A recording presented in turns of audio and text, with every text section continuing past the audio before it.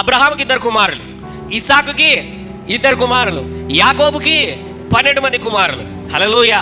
అయితే చాలాసార్లు ఏంటి అని అంటే మనము దేవుడు పంచుకున్నది ఏంటి అని అంటే, కొన్నిసార్లు కొంతమంది దైవజనులు మొదటి తరము వారు పరిచర్య ప్రారంభించి ఎంతో కష్టపడి పరిచర్యను కట్టుకున్నటువంటి తర్వాత వారి పిల్లలు వస్తారు, నెక్స్ట్ జనరేషన్ వస్తారా రారా వాళ్ళు వచ్చి డైరెక్ట్గా స్టేజ్ ఎక్కి పరిచర్య చేస్తారు.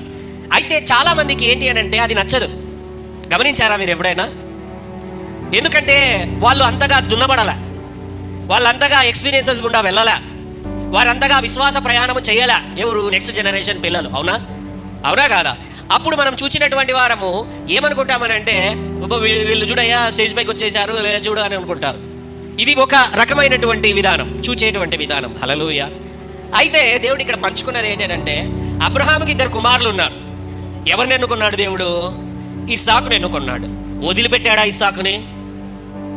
వదిలిపెట్టాడా? హల్లెలూయా. ఇస్సాకుకి 2 కుమారులు ఉన్నారు. ఇస్సాకు కుమారులలో యాకోబుని ఎన్నుకున్నాడు. వదిలిపెట్టాడా యాకోబుని? హల్లెలూయా. మరి యాకోబుకు 12 మంది ఉన్నారు. ఎవరిని ఎన్నుకున్నాడు? ఏశావుని ఎన్నుకున్నాడు. వదిలిపెట్టాడా? హల్లెలూయా. See, there is a family call. ఒక పరిచర్యలో లేకపోతే నీ యొక్క జీవితంలో ఒక ఫ్యామిలీ కాల్ అనేది ఉంటుంది. అయితే ఎవరినైతే దేవుడు ఎన్నుకుంటున్నాడో వారిని వదిలిపెట్టాడు. హల్లెలూయా. వారిని విశ్వాస ప్రయాణంలోనే నడిపిస్తాడు. నడిపించిన తర్వాత నిలబడినప్పుడే ఆ పరిచర్య మళ్ళీ విస్తరింపబడుతుంది. హల్లెలూయా. ఎవరిని వదిలిపెట్టాడు దేవుడు? ఎవరిని వదిలిపెట్టాడు. హల్లెలూయా. దానిని స్వతంత్రించుకోవాలి, దాని కొరకు నిలబడాలి, త్యాగం చేయాలి, ప్రార్థన చేయాలి, విశ్వాసమును కాపాడుకోవాలి. ఎవరిని వదిలిపెట్టాడు దేవుడు. హల్లెలూయా. చాలాసార్లు మనం అనుకుంటున్నాం పెద్ద పెద్ద దైవజనులు వారి కుమారులు స్టేజ్ ఎక్కగానే ఏంటి, ఎందుకంటే నేను పాస్టర్స్ కమిటీలలోనికి వెళ్ళినప్పుడు అక్కడ మాటలు జరుగుతూ ఉంటాయి. మాటలు జరుగుతున్నాయి, చూసావా ఆయన పాస్టర్ గారు వచ్చినారు, పిల్లలు వచ్చినారు, వాళ్ళు చూడు ఫ్యాషన్ చూడు, మోడల్ చూడు, అది ఇది అని అంటుంటారు. నిజమే, నేను చూసా. ఎప్పుడు ఆ మాటలు జరుగుతూనే ఉంటాయి. పాస్టర్స్ కమిటీ మీటింగ్స్లో అక్కడ ఇక్కడ కనబడుతూనే ఉంటాయి. అయితే దేవుడు ఈ విషయాన్ని పంచుకున్నాడు నాతో. ఏంటి అని అంటే, పిల్లలున్నారు, పిల్లలు బాగా గమనించండి, వాళ్ళపైన మనము లేని మాటలు మనం కల్పిస్తాం కదండి, లేని మాటలు మనం అంటాం. ఎస్, వాళ్ళ లైఫ్ స్టైల్ కొద్దిగా సరిగా లేకపోవడం వల్ల మనం అంటాం. అయితే వాళ్ళ నాన్న త్యాగం చేశాడు, సంపూర్ణమైనటువంటి పిలుపుకు లోబడ్డాడా లేదా? సరే, ఆ పిలుపులు లోబడుకోకుండా ఏ సాఫ్ట్వేరో ఏ జాబో లేకపోతే ఏ ఉద్యోగమో చేసుకుంటూ ఉంటే ఆ పిల్లల జీవితాలు ఎలాగుండేవి ఆలోచిస్తున్నారా? ఎలాగుండేటివి?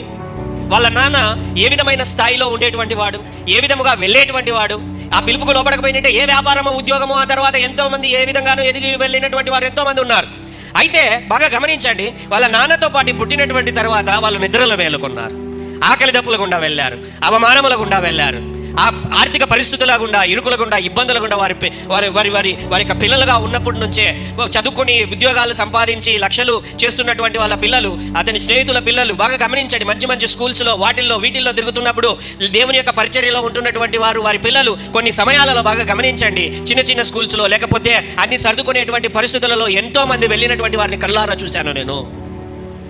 హల్లెలూయా. They sacrificed with their fathers call.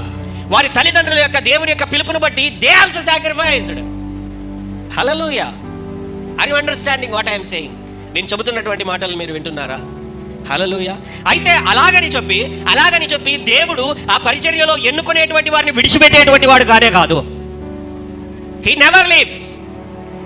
ఎవరినైతే ఆయన పిలుచుకున్నాడో ఆ పరిచర్యకు, ఆ పిలుపుకి విడిచిపెట్టడు. ఎవరికి ఏం చేయాలో అది చేసేస్తాడు దేవుడు.